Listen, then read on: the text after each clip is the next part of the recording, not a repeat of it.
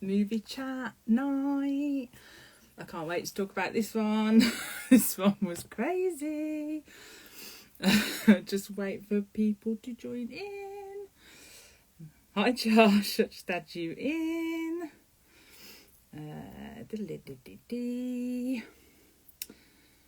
Bye. Hi guys. Right, just add everyone in. Karen Paul. Hi Josh. Hello. Hello. Are you ready Karen's to go for a ride? Yeah, always. Candy cane. Oh, Karen just said Right, she's ready candy for cane. candy cane. She's ready for Paul Walker chat. I've Oh just typed yeah, Paul Walker Paul in Walker now. time. Trying to invite Paul. Obviously, that's going to be difficult. It's not going to happen, is it? Hello. Oh, who's Hello. that? Oh, I don't know what happened there. that was like a jump scare. Looking at my ring light. I was like, oh, it's like Emma's halo. Angel. How are you? Here's Oh, Mark it's happened with again. me. Oh, Mark. Mark, turn your camera around. Can you come around? We both did it.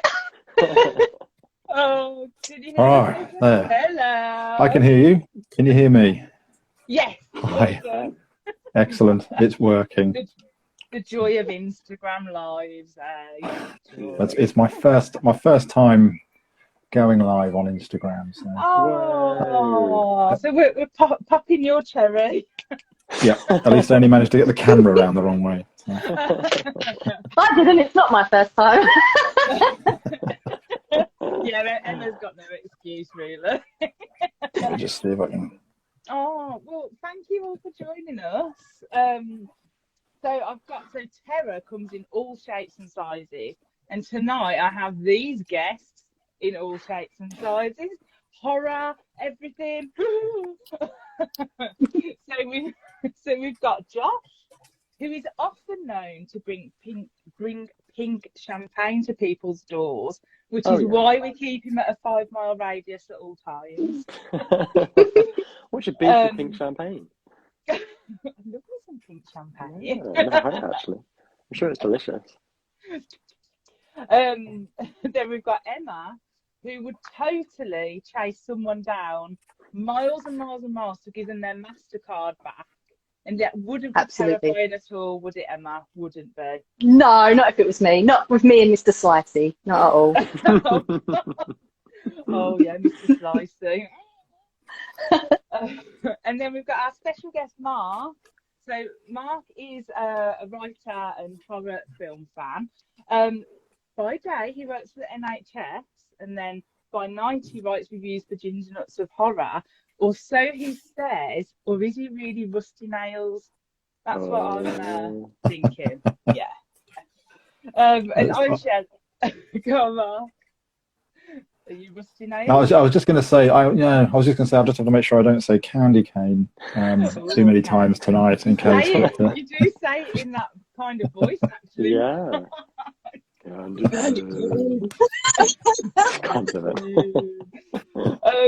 I'm Shelley, and I actually feel this movie was educational.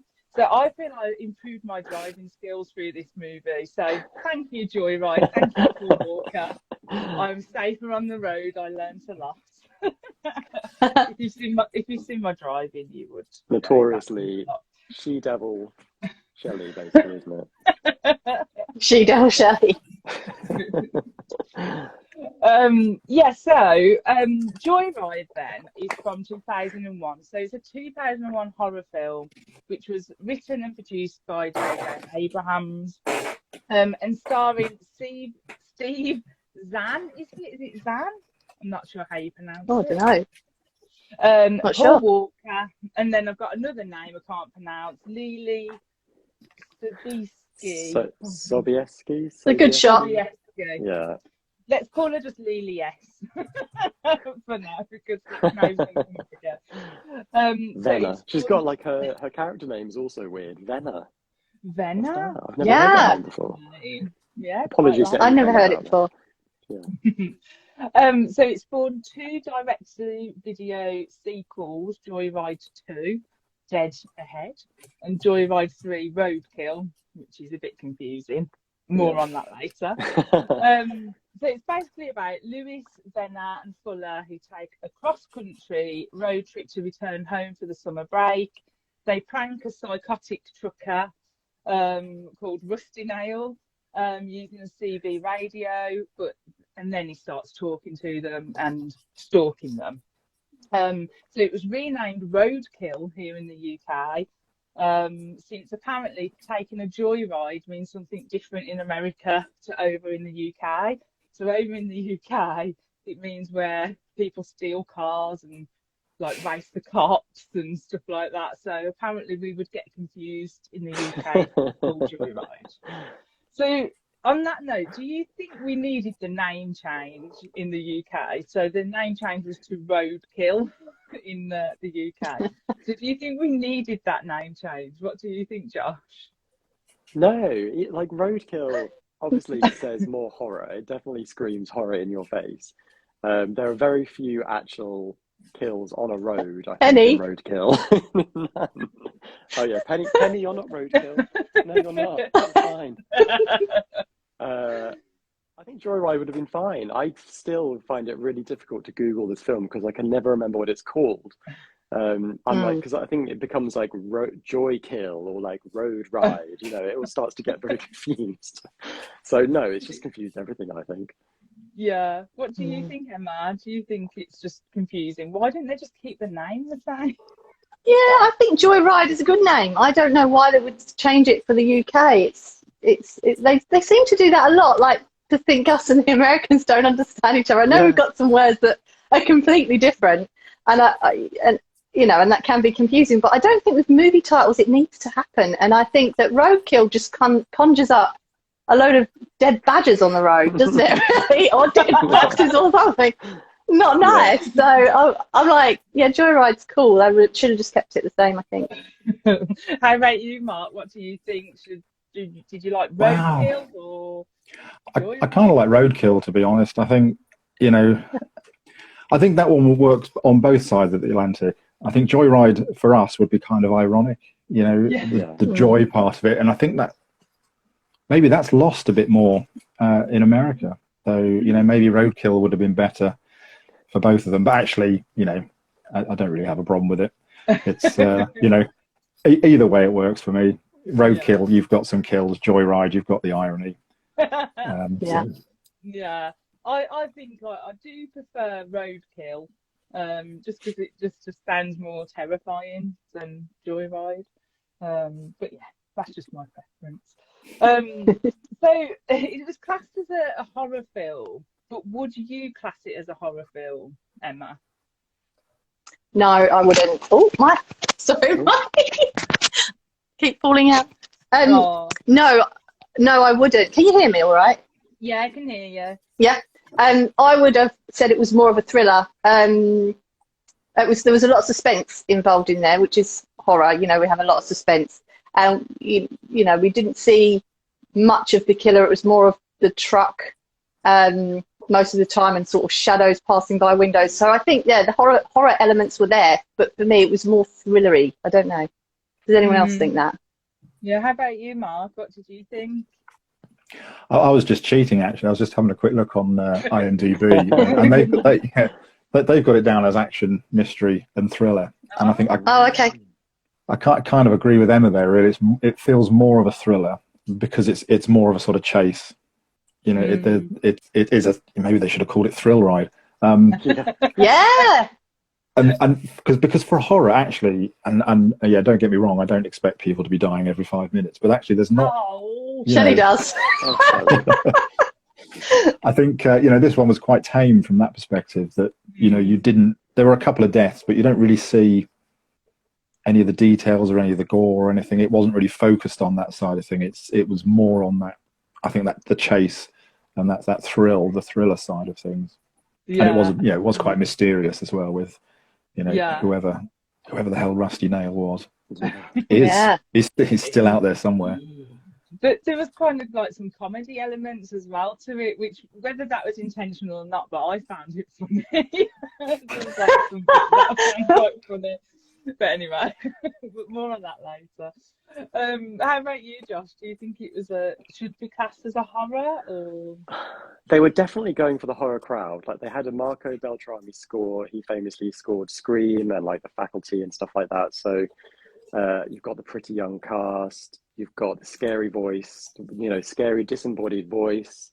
The lighting is very horror movie in the motel. You've got the red, the green. Yeah, exactly. It's very sort of like the neons, kind of. Stop signs, kind of.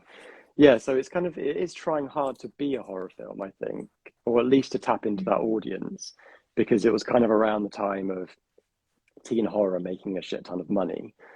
But yeah, I kind of agree that it has moments of horror, but that doesn't mean it is a horror movie.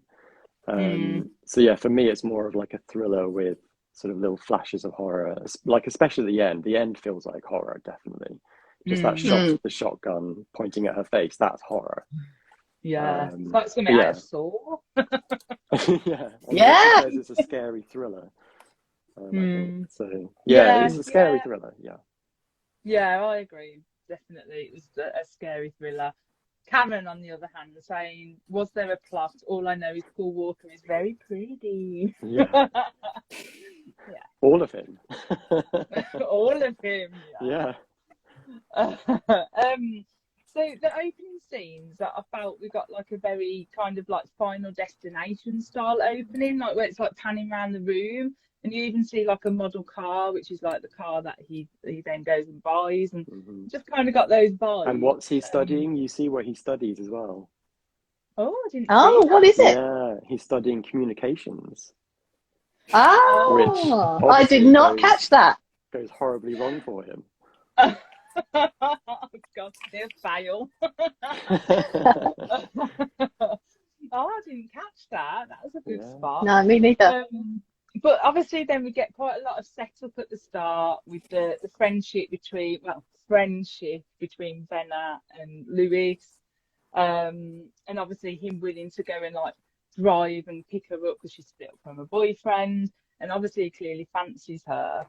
And then he diverts, doesn't he, and bails out his brother Fuller, who I loved. Clearly named after Home Alone, surely. Can't be anything else. And then Fuller just doesn't ask, he just installs this CB radio thing into this vintage car, drilling holes all over the place. He's just got out. Why does he say that he does that? I can't remember what the reason was. I can't remember. I think he just said it'll be fun or something. Yeah. But he calls it some type of prehistoric internet, which I just found hilarious because I just find these little things funny. And then obviously they prank call on the CB radio, and then the prank turns on them. So if you had a CB name, what would it be?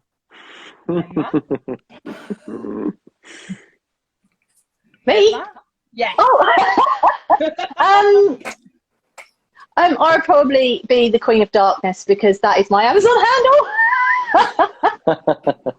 And probably why they wouldn't let me post Josh's review. I saw that. I'm gonna, over the CB, how would you say it, Emma? Would you be like, it's the Queen of Darkness? Yeah, just like that. Queen of Darkness. Absolutely. I love it. How about you, Josh? What would your CB name be? I'd probably be like Cat Lady, something like that. And how would you say this name, Josh? How would you say it? Would you meow first? Oh yeah. Oh, Cat Lady. Yeah. Something like that. How about you, Mark? What would your name be? That's a good question. I think I'd probably maybe go for the Wookiee. Just because that was a nickname that I picked up for some reason in secondary school. I think I was probably quite hairy then as well. Still, so brilliant. That was a name that came up. So yeah, maybe the Wookiee. Oh, I like it. And how would you say win. that over the radio? Would it be like with a deep voice or high pitch? Maybe I'd try something like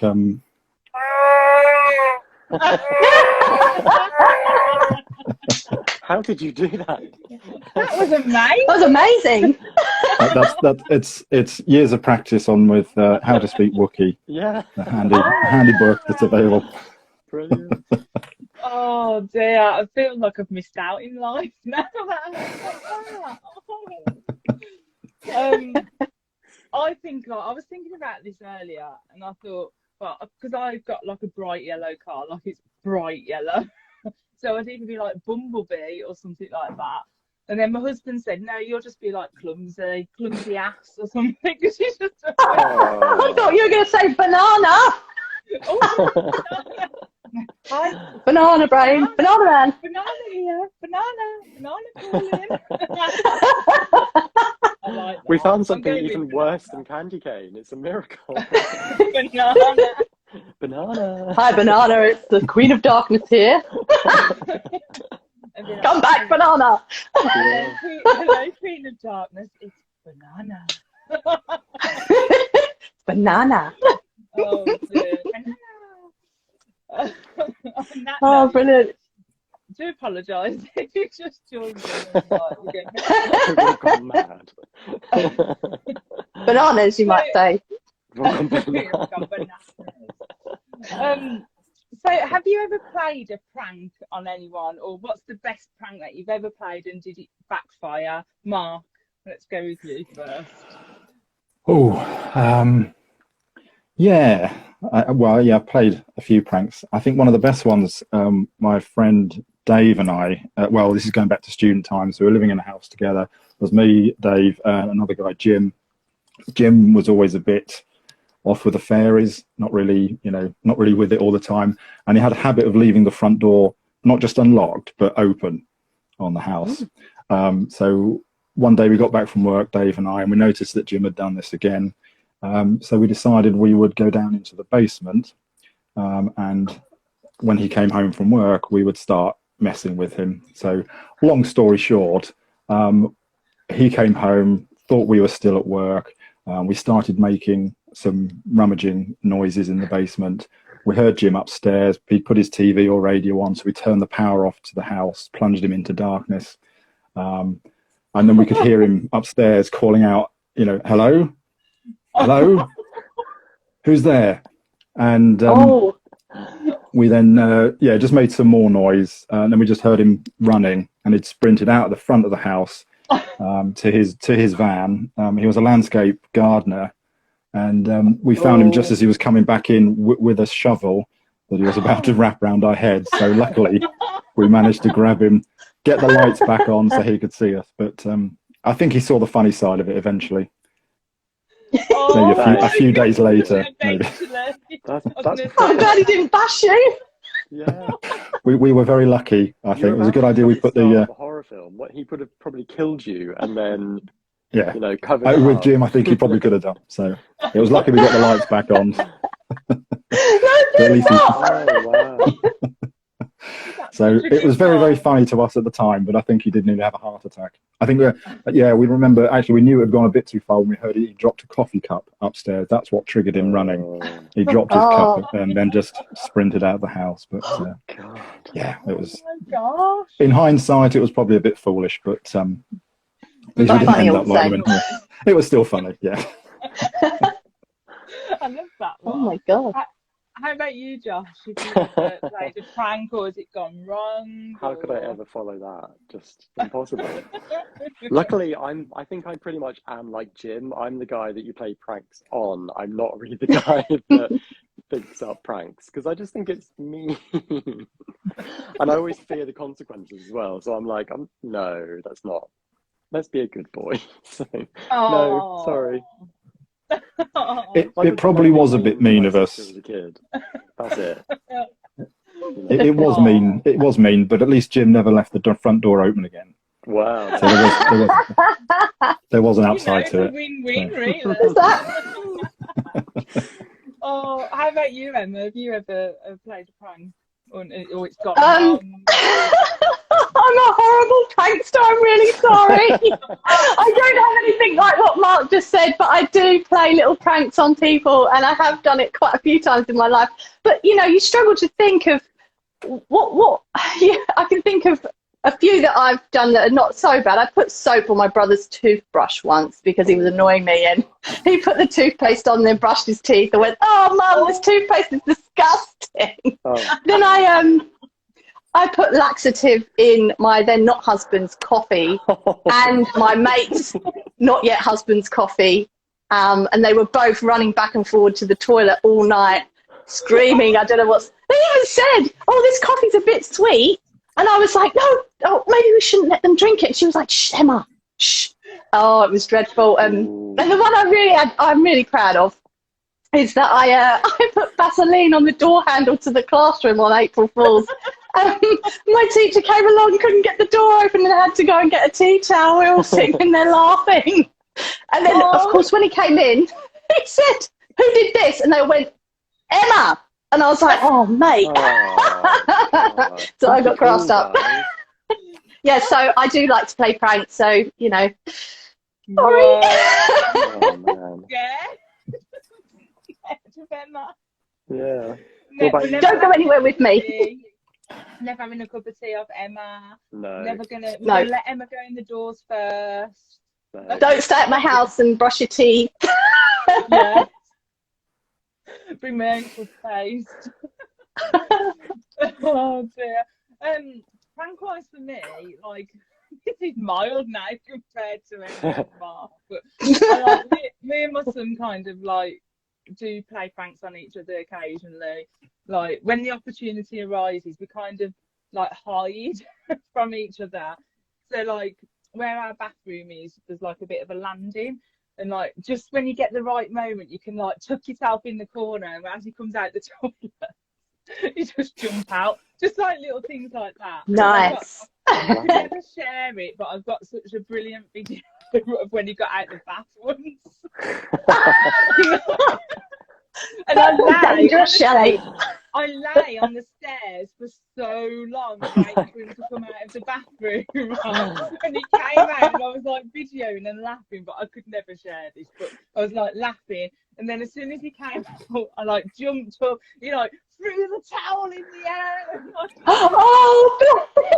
And ever since then, we kind of like, he does it to me like as when I walk in the house from work or something, like just when the opportunity happens. But the best prankster was my brother. He was like, he's the brilliantest at pranking. But he once like tied my younger brother to no, not tied, he sellotaped him, like gaffer taped him to a chair and then like shut him in the bedroom. And then when I think he called like me upstairs and said there was a ghost in there, and it was like literally my brother going Oh, that's fantastic. I love that. yeah. So not for your little brother, obviously. Yeah. Oh, we got the brunt when we were younger, honestly, really did. But yeah, we can't beat Emma's laxatives there. I'm not over it, Emma. I'm not over it. I can't believe I did it. Actually, I can't believe he married me after that. It's like, why did he? He was afraid. What would happen if he broke up with you? I know, right? Psycho. Nerissa's rightly pointed out that my prank is it wise at the top of the stairs, but it kind of like the way our stairs are, it's safe. I wouldn't do it if it wasn't. But he would have fallen on you anyway. You'd have got the brunt of it. Yeah, Shelley. it's like a thing there. It's not too bad. There's like a wooden thing there. It's all right. Well, we've not fallen down yet. If Shelley goes quiet for a few days, it's probably because she's fallen downstairs. I'll just do that. Should have bandages on next time. Yeah. Oh dear.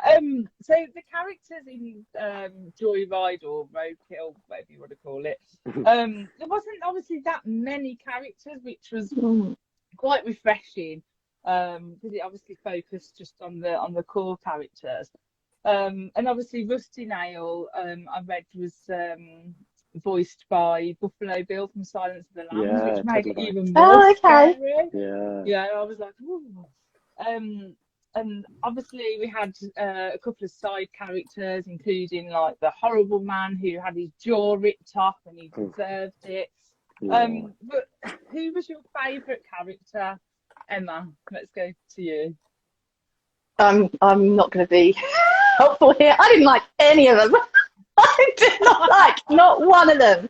I thought they were all horrible, which is unusual for me because I normally like the characters who are awful.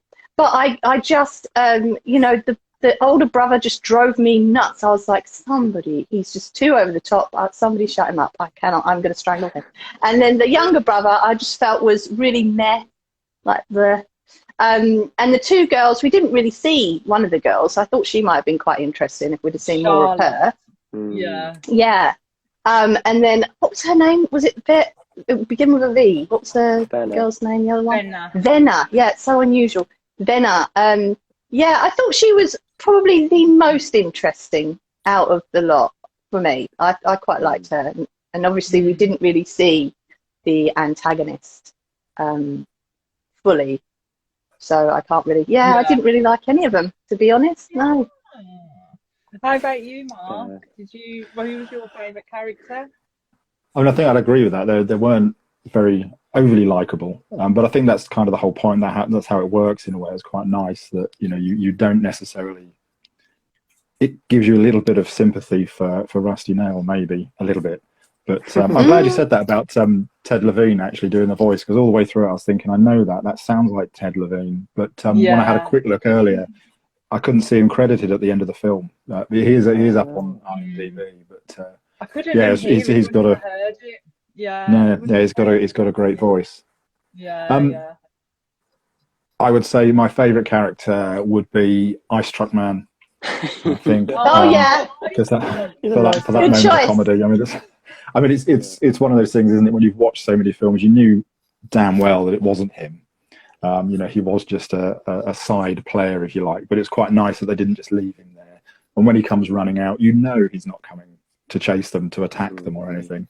And it was a bit over the top, because I'm pretty sure his truck would have fallen apart by the time they'd ridden off the road, quite like that. But yeah, it was kind of that nice sort of light moment to make you think that, you know, things are getting better. Things aren't so bad. But yeah, Ice Truck Man, I thought. And I felt sorry for him, because obviously he was one of the people that dies. You know, stuck in the front of that truck at the end and shot by several dozen policemen. So we felt sorry for Ice Truck Man. Oh, bless him. I mean, he did like go out of his way to give that MasterCard or credit card. Oh, bless him. I like to think he survived. I really do. Yeah. He's fine. Well, he's okay. Well, see that's what. Yeah. So I thought that at the end, I mean, we don't want to. Maybe we're going to get to that at the later. But when they were in the when they were in the paramedics with the ambulance, the guy walked past and said that the driver was such and such who drove and delivered ice for a company. So I assumed that poor old Ice Truck Man was sadly R.I.P. He would be the only fatality, though, wouldn't he, if he was? Because everybody else survived. Yeah, we don't know. The guy in the motel was obviously in a coma. Unwell. Saying something. Unwell. And some. Unwell. I'm missing a few parts, or one specifically. Yeah. Oh, and he killed the receptionist at the motel, didn't he? I think. Oh, did he? Came in towards the end. It was very quick. It was very, very quick. Very quick. Blink and you miss it. Lots of blood on the floor. Shelley and you were probably putting laxative in someone's tea, Emma. Probably what I was turned doing. away for a second. Oh yeah, and we don't even know Iceman Truck's name. But he made such an impact on our viewing pleasure. How about you, Josh? Who was your favourite character? I do have a soft spot for Steve Zahn, because I've seen him in so many things where he plays Fuller in this. He always plays the guy who's just a bit of a mess, you know, always just a bit stoned, kind of just a bit out of touch, doesn't really know what's going on. but like in kind of like in a way that makes you almost want to look after him sometimes, or like give him a slap, you know, one of those two. Yeah. And so he's very much playing to type in this film. And he had some really, like, I pretty much only really like him because of the line he says, which is, just remind yourself, in 100 years, you're going to be dead. And I'm like, yeah, I say that to myself all the time. Probably a lot less than 100 years. In 100 years, no one's going to give a shit. So I like him pretty much for that, basically. And also, we wouldn't have a film if he wasn't convincing his brother to play a prank. So we have him to thank for the movie. He brought the radio. Yeah, that's yeah. true. And isn't How about that you, a line out of, isn't, you know, that line you just said, isn't that a line out of Terminator 2 or Terminator or something like that as well? And I was like, it's something similar, yeah. Is it John's friend who says it, maybe? Or is it, or no, it's Sarah's co-worker in the first Terminator. Yeah, that's like, in 100 years, no one will care. No one will care. But as you say, it's so true, so true. Yeah. No, I agree with you, Josh. He was my favourite character because I always liked the like little cheeky ones, and I just love him as an actor anyway. Like, have you ever seen That Thing You Do, which is not a horror film, but I love him in that film. And he was in Riding in Cars with Boys, where he was Drew Barrymore's husband, equally useless. Yeah. And he's like the most point horror character in this film because he is. He does all the stuff. He does all the transgressing, like he parks in the handicap parking space. Yeah. It's a prank, obviously. You know, he's doing all the point horror, cheeky chappy stuff. That is gonna, you know, you pretty much assume he's gonna be dead at the end. Yeah. No, this film felt really point horror as well. It was like I was watching a point horror, which was brilliant. I loved it. But he's by far my favourite. Cameron's put about the guy who's in a coma.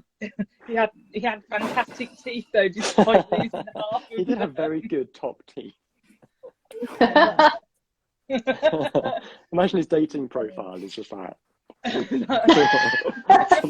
Just the best part. Larissa's put Fuller. He's a Stein character through and through. Yeah, I completely agree. It was like definitely something plucked out of a point horror and put in the film. Yes. They're very much reminiscent of this, isn't it? It was a very good choice, actually. Yeah, it was. Like, I couldn't remember much about this film, and it was coming back to me as I was watching it. I was like, oh yeah. There's only one part I remembered about this film, which was the nakedness. Oh yeah, of course. Oh really? I'd forgotten that. I was like, oh, there's bums on the TV. I had forgotten all about that. I was like, oh. Because when the film got picked in the vote, I'm sure I was talking to Narissa, I think it was at the time, and I said, oh, I'm so glad it got picked because the only thing I remember is like Paul Walker's bum. Like the whole thing. But anyway. So, talking about favourite scenes, so obviously that was one of mine. So do you have a favourite scene or a scene that stuck out to you, Josh? I think the whole climax is brilliant. It's so unbelievably tense. I've seen this film twice in the past year. Like, I've never seen it before that, but I've watched it twice in the past year, and every time I expect her to get shot. You know, it's so well done. Yeah. So yeah, for me, it's that scene. It's just brilliant. Yeah, I like so many pieces. You know, lots of different pieces going on. And it's one of those moments where you really are just shouting at the TV, like da da da da da. So, it's great. Yeah, it does really get you in that respect. Like the tension, like you just don't want that door to be open, especially when the police are like bashing the doors down, and you're like, oh no. Yeah. How about you, Mark? Did you have a favourite scene or a favourite moment? I mean, I agree with that. You know, it's definitely, you know, that end sequence is fantastic and it is very tense. I think going back to earlier in the film, I quite like, you know, when Rusty Nail first turns up to, is it Ellinghouse? The guy, Ellinghouse, the guy who ends up with half his teeth. When he turns up to the room and they're listening to the wall, trying to figure out what's going on. all sorts of things are happening. They don't quite know what's going on, and they're having to phone the reception desk. And I think it was quite nicely done, because it'd be easy, too easy to do it now because of mobile phones and communication and all that sort of stuff. It's like back then, just the phone on the counter.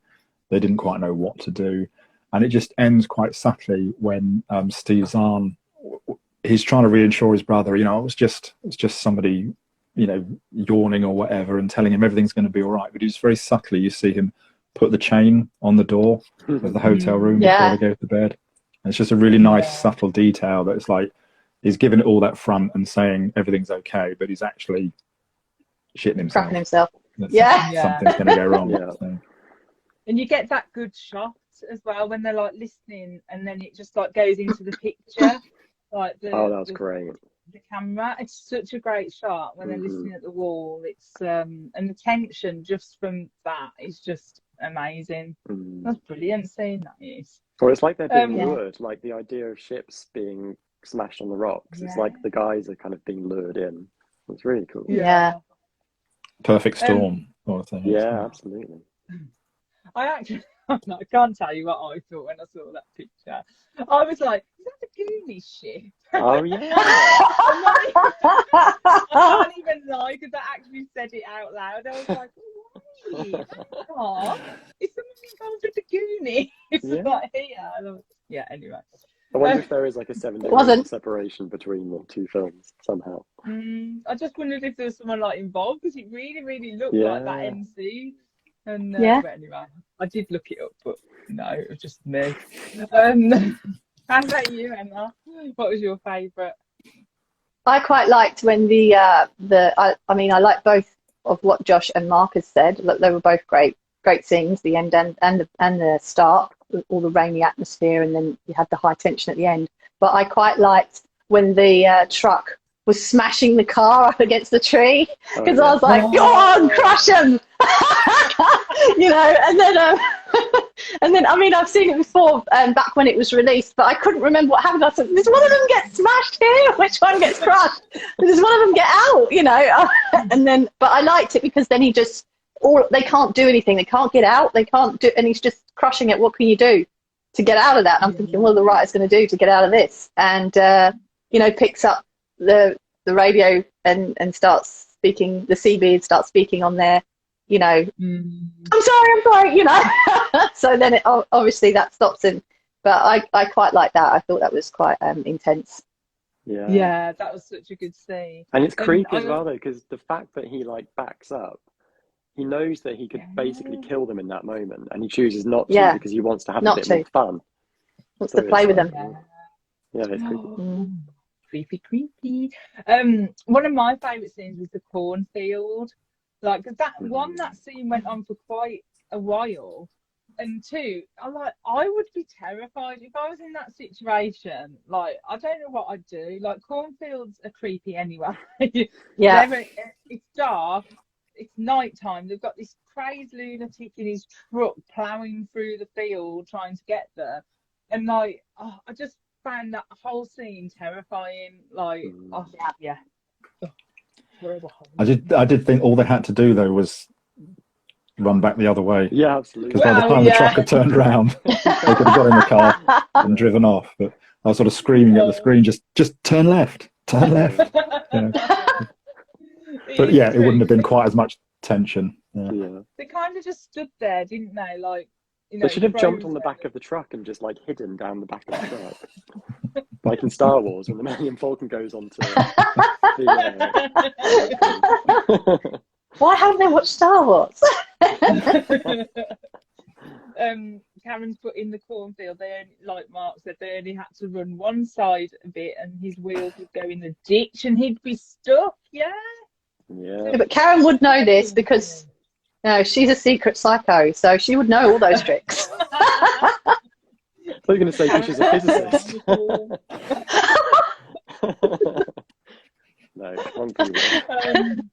And it's Karen's favourite scene was the boys walking into the cafe. She's put for no reason.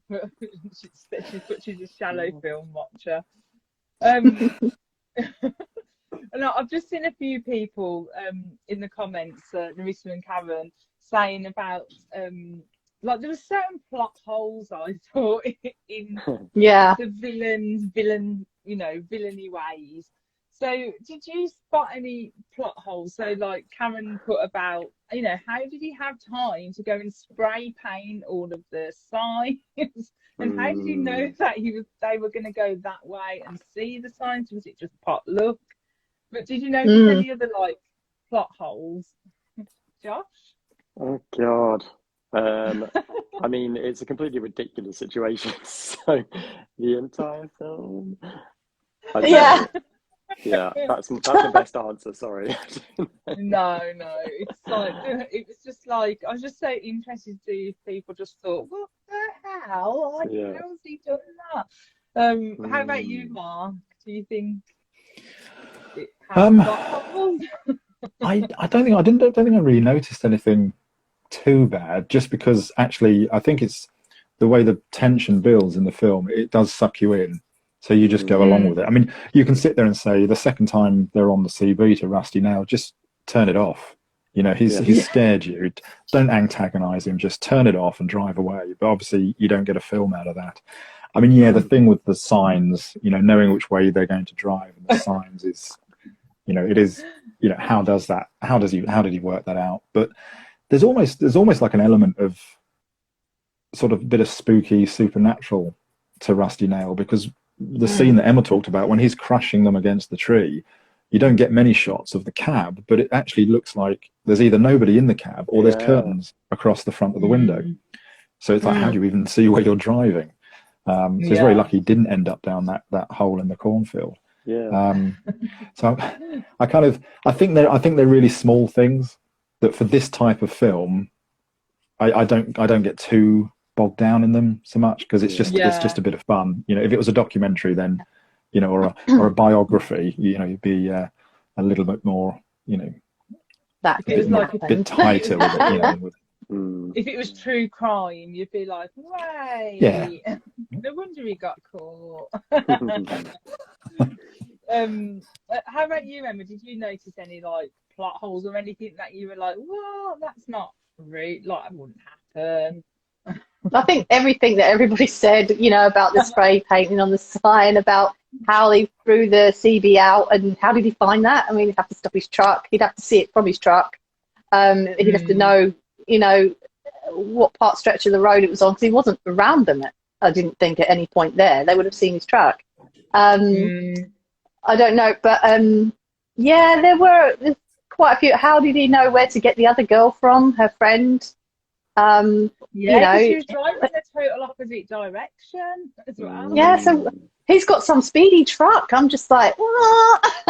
So yeah, I think there were quite a few inconsistencies. I wouldn't have said plot hole, because it's just kind of one guy chasing some kids. So there's not much to the plot. But as Mark says, it can be forgiven, because it's kind of that kind of a film, isn't it?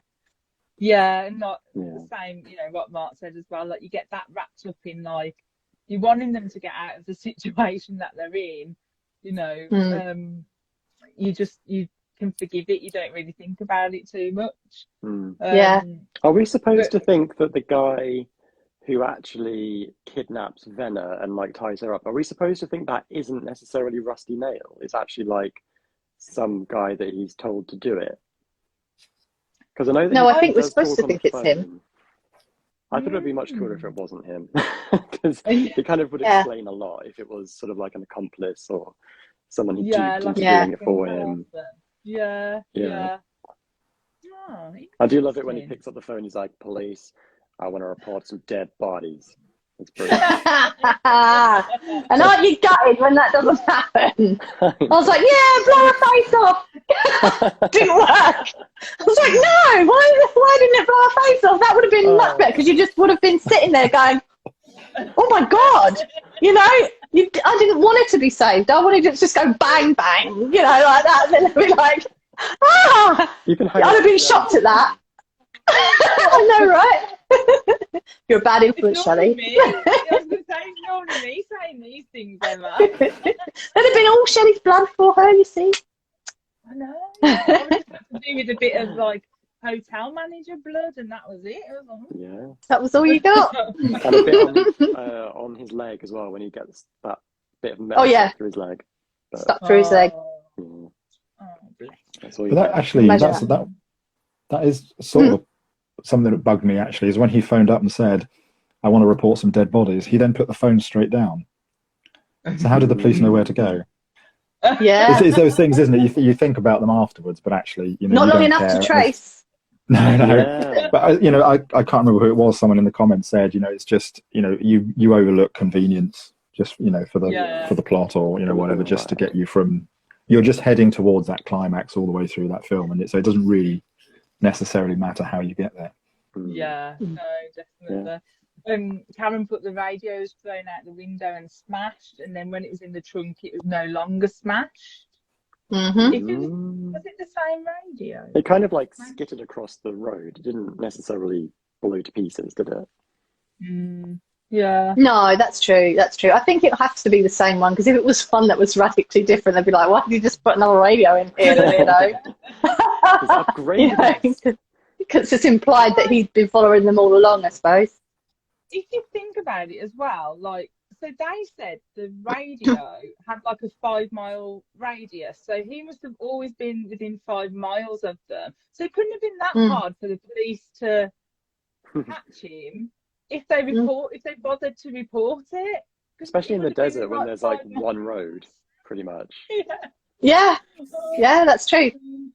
Yeah. But that was quite a nice scene, actually, wasn't it? When he said, "Look in the trunk," and there's that build-up, isn't there? What is in the trunk? And there's that kind of almost like Goodfellas shot where the trunk's open and you see it from the perspective of the trunk, and they're bathed in red light, and then it cuts to it's a radio.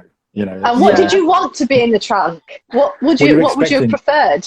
You're expecting a body, aren't you? You know, Charlotte maybe, or another character. You know. Yeah. I think it was the other half of the jaw. Yeah, poor old Ice Truck Man. Ice Truck Man, I like it was a nice one who said, "I need to know what's in the trunk." You know, she wasn't sort of like cowering and like, "Oh my god!" She actually was the one who grabbed the keys and like. She's like, "For God's sake, open it." Which is her one moment, because the rest of the film, she's sort of like really quite creepily sexualized, I thought. Like, she doesn't wear a bra ever. When you first see her, she's like lying on the bed, very sort of posed in like sort of an alluring way, even though she's just at home on the phone. You know, it's really in her knickers and a little spaghetti strap top, like all of us teenagers did. Not, you know. I felt really bad for her, actually. Yeah. But there was a couple of apparently there was a scene cut out, or a couple of scenes cut out, where she had like some type of sexual relationship with both of the main characters. Oh my gosh. Just to point out, separately. But do you think? I think they couldn't decide which one she was going to hook up with, could they? So they just made it so that she found them both insanely attractive, which was just like really quite ridiculous. Taking those scenes out was good, or would you have wanted those in? I actually think it did her character good to take those scenes out. What do you think? What do you think, Josh? You're nodding. Yeah, I think it did, because she'd already been sort of relegated to just like the eye candy. She basically was candy cane, you know, she was the eye candy in the film. So you didn't need more of it. But actually then taking it out, it does kind of make her into this sort of a bit of a flirt who doesn't make her mind up as well. So it's almost like they basically screwed her both ways, I think. Yeah. Which is a shame.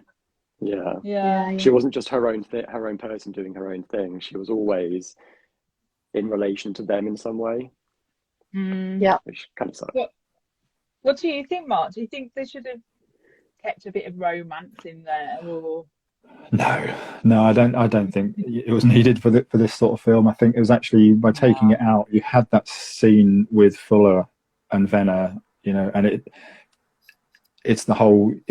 splits the brothers up a little bit. It just shows the division between them, and that Fuller is just, you know, ultimately a bit of a dick, because he knows that his brother likes this girl. But it's interesting actually, because then that all sort of plays into that horror, and I know we said it wasn't really a horror film, but it plays into that sort of horror trope and a road trip trope, that, you know, you go on a road trip to get the girl, And, you know, in horror, you know, basically this film is predicated around Lewis wanting to have sex with Werner.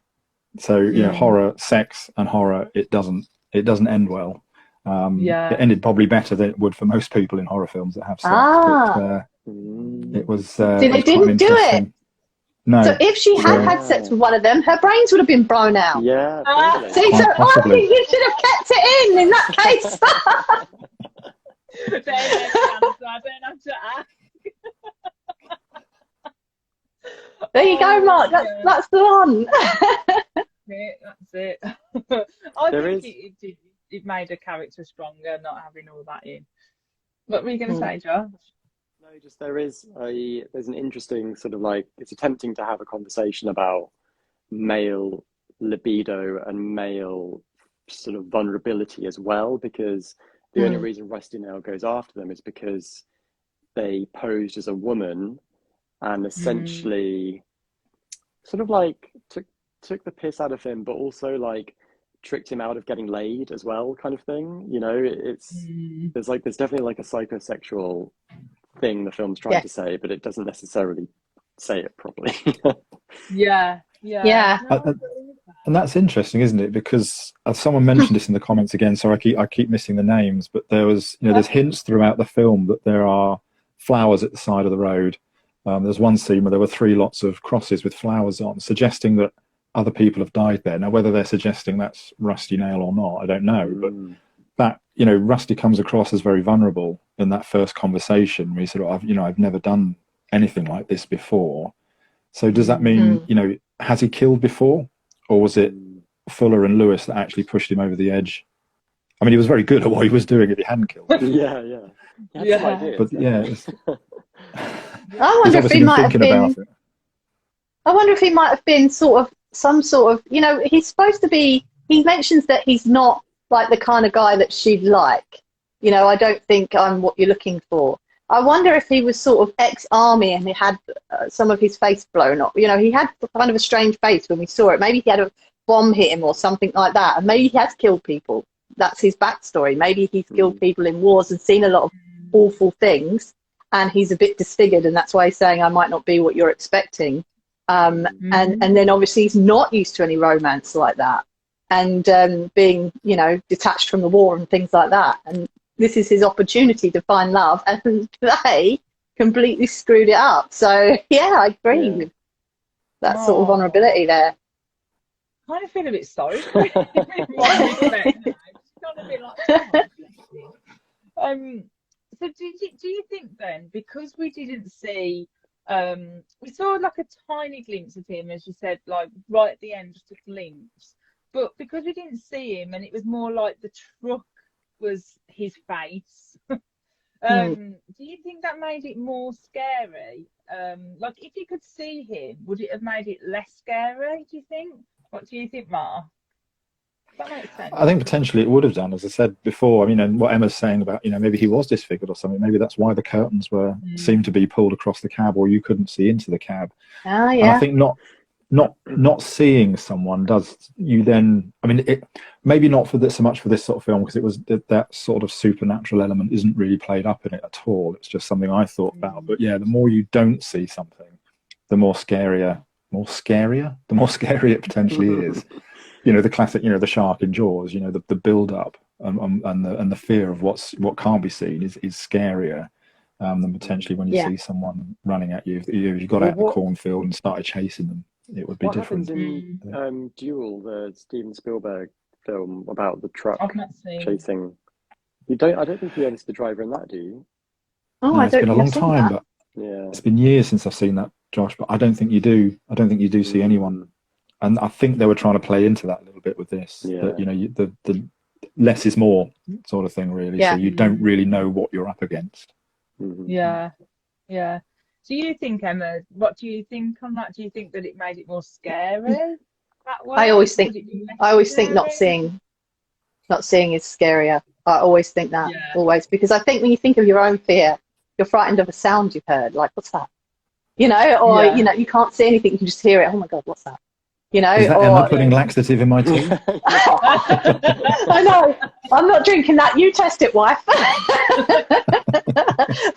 Yeah, don't go to Emma's for tea. But yeah, exactly that. Not being able to see, I think, you know, as I think I've said before, we visit The Conjuring where they play the clap clap game, and you know, you can't see the ghost. You can only it's just pulling their leg, or it's just, you know, it's reached out and gone out the wardrobe, and you can't see what. As soon as you can see it, it's like, now that's what it is, you know, and then it's not scary anymore. And it's like, okay, so I agree with that, absolutely. Yeah, I think it was scarier not seeing him. I think there's a good book that I read years ago. So James Herbert, The Dark. And Oh I my always God. say it's the scariest book I think I've ever read, and that takes really scarier than rats. Scarier than the rats. Yeah, no, I think it is, because it hones into that fact of when it's dark, you can't see what's coming for you, and I can't fully remember the whole of the plot, but it really hones into that idea, and it's absolutely terrifying. So Josh, you've read that then? It's I read it as a teenager. I think I didn't. I'm not sure I finished it. I got too scared to finish it. I must read it. Yeah, it's good. And I'm sure there's like a scene in it. I don't know whether I've imagined it, because this was years ago when I read it, but I'm sure it's like there's some lamp lights or something, and these lamp lights are turning off as these unknown entities in the dark are like creeping along the road or whatever. That's just a vague memory that I've got, and it's absolutely terrifying. So less is definitely more scary, 100%. Oh, yeah. Oh, I'm having nightmares thinking about that book now, because it really did scare me. I'm going to buy it. I go to work tomorrow and order that. Read it. Yeah. It's been a long time since I read it, but I think it would take me a lot to pick it up again because I was terrified. It was scary. Goody. So we all agree that we liked. Did we like the ending? We liked all the whole climax to the end. What did we think about like the twist at the end, where obviously, as we said before, he puts the Ice Man van person in there, and then he's like phoning them up going ha ha ha ha ha. So did you think that was a good twist? Because apparently this had about 3 or 4 different endings, and I think this was the only ending where he survived, I think. Don't quote me on that, but do you think it would have been different if they killed him off, or what did we think? Josh, what did you think? Yeah, I think that they did go for the horror movie ending, didn't they?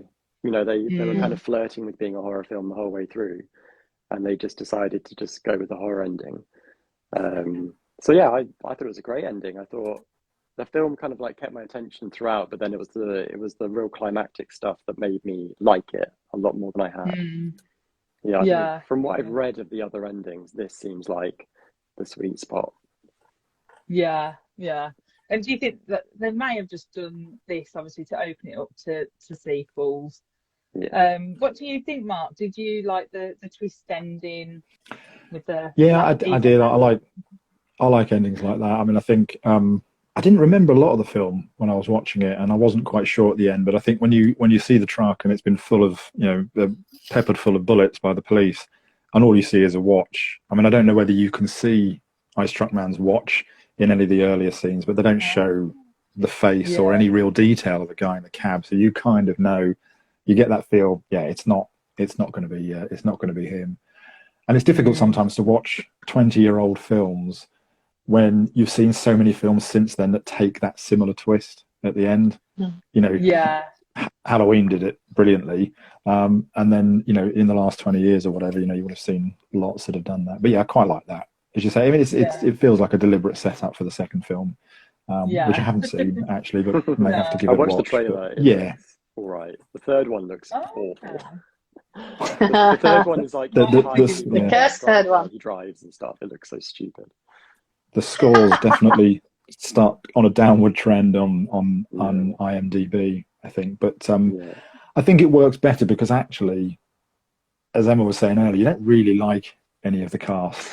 So there's still that chance that this isn't over for them, and they're going to get almost what they deserve for Yeah. yeah. How about you, Emma? Did you like the twist ending and the whole climax, didn't you? Yeah, I agree with the guys. I agree that it's I like the fact that he's come back through on the radio and it wasn't him, and now we're in trouble. You know, it's not over. He's still going to come for us, and you know how are we going to have to kill him? You know, to stop him because the police can't get him. They're useless. With a rusty nail. Yes, Josh. With a rusty nail. Yeah, brilliant. So or a nail gun or a rusty nail gun. But so I liked it too. I thought it was fitting, a fitting ending. Yeah. Karen's put she's reading House of Leaves. Also, Narissa said she read House of Leaves and that scared her so much. Yeah, pen back out. Really cool. Would it scare me? House of Leaves. House of Leaves. Yeah. Okay. I'll check that out. Nice. And then she's put it's not. Oh, I've just pressed something. It's not for everyone. I thought it was great, but totally get why. So it must be like a bit of a Marmite book. But if it's scary, I'm going to check that out definitely. So my last question then is, with like modern technology and social media nowadays, if this film was set in the present day, would it still work, or would it just lose its complete charm of why we loved it? What do you think, Mark? I think you could still make it work, but it would need a lot of changes. You know, as I say, you know, all the you know, every time they're trying to tell the police, you know, it's having to go into a gas station to phone the police. You know, they don't have mobile phones. The police, I don't think, generally have CB radios where you can contact them. So it suddenly becomes a lot more convenient. You know, if you have a mobile phone, why would you have to get around that issue of you've been attacked by someone, you're scared for your life, you're in a car, you've got a mobile phone. Just keep driving, phone the police and tell them, or phone someone to come and help you, or phone anyone. But when you don't have that, you know, all you've got is your CB radio, and the only people on there are, you know, truckers who are telling you what the weather's like, and some bloke who's trying to kill you. It increases that tension. It makes it much harder for you. I think mobile phones, you know, they make things very convenient, and they're an easy get out.